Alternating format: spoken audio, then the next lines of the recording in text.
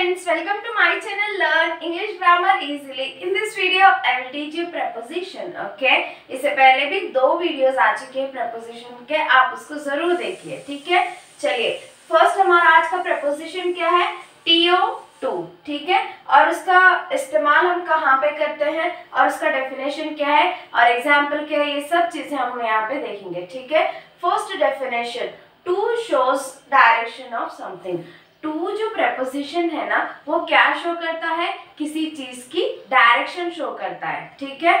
For example, all of us went to the movie theatre. हम सब कहाँ जा रहे हैं? हम सब मूवी थिएटर को जा रहे हैं. ठीक है? ये डायरेक्शन दिखा रहा है ना, हम सब कहाँ जा रहे हैं? हम सब मूवी थिएटर को जा रहे हैं. ठीक है? जब भी डायरेक्शन शो करता है ना, आपको प्रपोजिशन क्या यूज करना है? टू का. ठीक है? Next example, I am going to the market. ठीक है? मैं कहाँ जा रही हूँ? मैं मार्केट को जा रही हूँ. मार्केट भी एक डायरेक्शन है, इसलिए हम प्रपोजिशन टू का इस्तेमाल करे हैं वहां पे. ठीक है? Next example, please send it back to me. ठीक है? प्लीज वो मुझे फिर से वापस भेज दीजिए. ठीक है? चलिए, अभी हम नेक्स्ट प्रपोजिशन की तरफ बढ़ते हैं. चलिए, अभी हमारा आज का नेक्स्ट प्रपोजिशन है फॉर. ठीक है? चलिए, फर्स्ट यूसेज क्या है उसका? Use to indicate use of something. ठीक है? For example, this place is for exhibition and shows.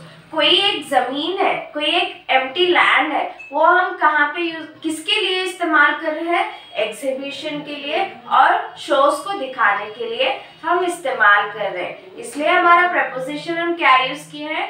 For. ठीक है? Next example, I baked A cake for your birthday. मैंने आपके बर्थडे पे केक बनाया हुआ है. ठीक है? नेक्स्ट यूज क्या है इसका? यूज टू इंडिकेट टाइम और ड्यूरेशन. ठीक है?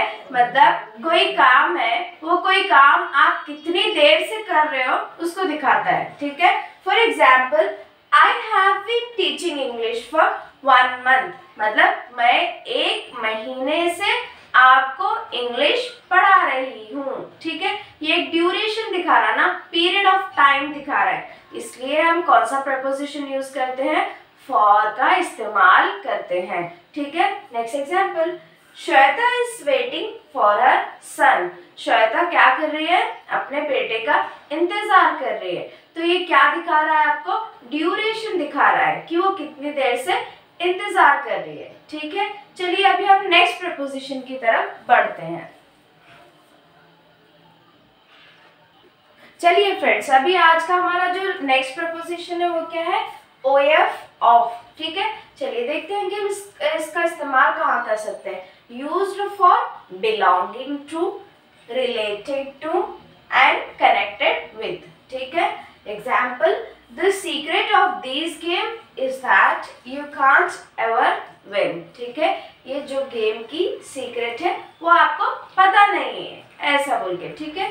तो ये जो वर्ड सीक्रेट है और वो गेम है, ये दोनों एक दूसरे से कनेक्टेड है. ठीक है? इसीलिए हम कौन सा प्रपोजिशन यूज किए हैं? OF ऑफ वाला. ठीक है? Next example, I always dreamed of becoming a doctor. ठीक है?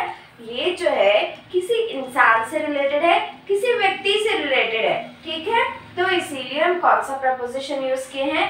ऑफ का. ठीक है? Next example, his fear of flying made travel difficult. ठीक है? ये भी किसी इंसान से कनेक्टेड है. ठीक है? इसीलिए हम कौन सा प्रपोजिशन यूज किए हैं? ऑफ वाला प्रपोजिशन को यूज किए हैं. ठीक है? आप क्या कीजिए, आप जब पढ़ रहे हो ना, चाहे आप पेपर पढ़ रहे हो, चाहे बुक पढ़ रहे हो, कुछ भी आप पढ़ रहे हो ना, आप अभी क्या कीजिए, अभी आपको पता चल गया ना प्रपोजिशन क्या है, अभी नोटिस करते जाइए कि अच्छा ये प्रपोजिशन यहाँ पे इस्तेमाल होता है, अच्छा ये प्रपोजिशन यहाँ पे इस्तेमाल होता है. क्योंकि हमारी बुक में एक ही पेज में कितने मिनिमम 50 to 60 प्रपोजिशंस का इस्तेमाल आपको मिलेगा. ठीक है? क्योंकि सेंटेंस बनना विदाउट प्रपोजिशन बहुत डिफिकल्ट होता है, तो हर सेंटेंस में मिनिमम एक तो प्रपोजिशन होता ही होता है. ठीक है?